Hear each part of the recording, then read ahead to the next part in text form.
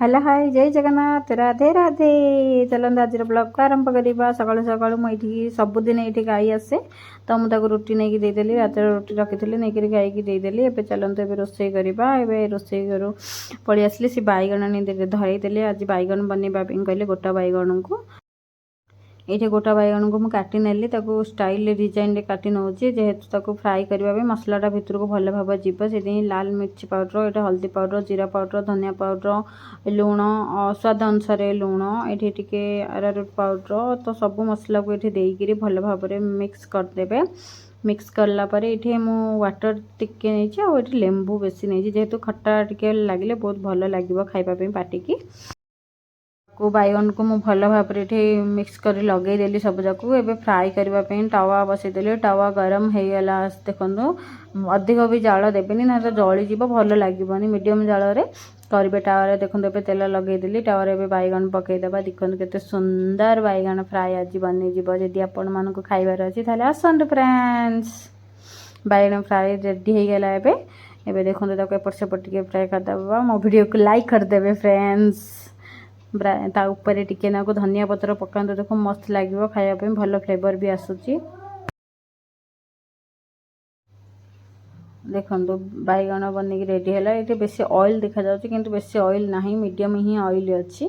तो यहाँ देखो केमती बनिक रेडी हो गला ना बैगण फ्राए खाइबे जदि आसतु फ्रेंड्स। चलतु ए बनइबा आउ गोटे डिश। ये बैगण बनिक रेडी हो गला। एबे बनइबा टिके साग भजा।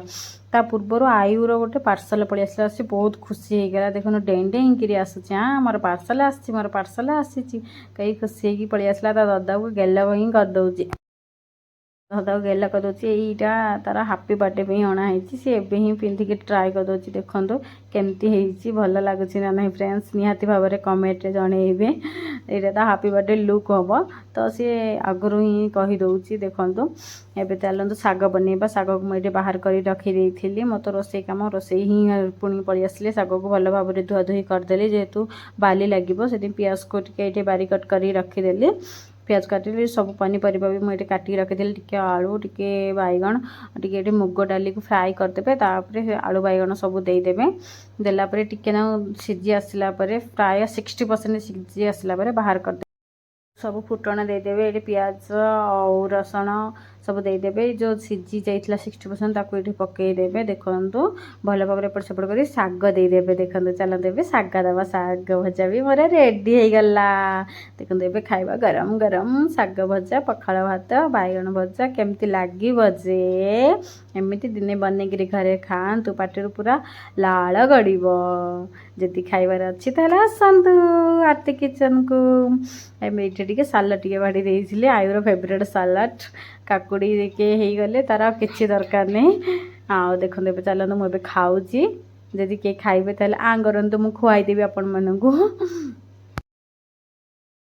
खाइबा सरीला। एबे देखो तांके मंटू आसथिले घर को आयु सहित डॉक्टर डॉक्टर खेलुचंदी। आयु को पचारुचंदी तमर कौन हेची से कहते मोर आखि बटे पानी बाहर मोर नाक बटे पानी बाहरनी तो डॉक्टर ताको इंजेक्शन दौरान। ये गोटे न्यू तो खेल चली आम टे प्योर खराब हो जाता पानी तो आसी रिपेयरिंग करने सी काम चल ठीक करुँचा भितर कम सरला। एवं फ्रूट जूस पीवा।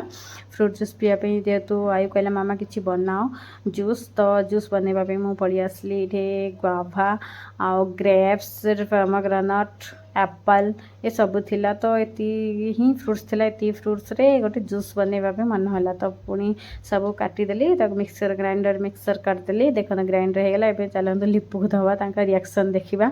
सी तो तांकर पिउछन ये मुझे मोर पीऊसी पीकि आम पूरा चॉइस कर पीलु। एबे चलो राति खाइबा पुणी पलि आसिली किचन को। राति खाइबार आज किसी नाई प्लेन पराटा ही बनईची तो मुझे ट्रायंगल शेप बनईनी सर्कल शेप रे ही बनईची। दिज को दीटा देदेली मैच देखुं तो से टेस्ट करने कहले तो सब्जी किसी बनई नथली से दिज टमाटो सॉस आनी खाईदे। पुणी कुकुर को टिके दवाई गलु हरी आम बिस्केट।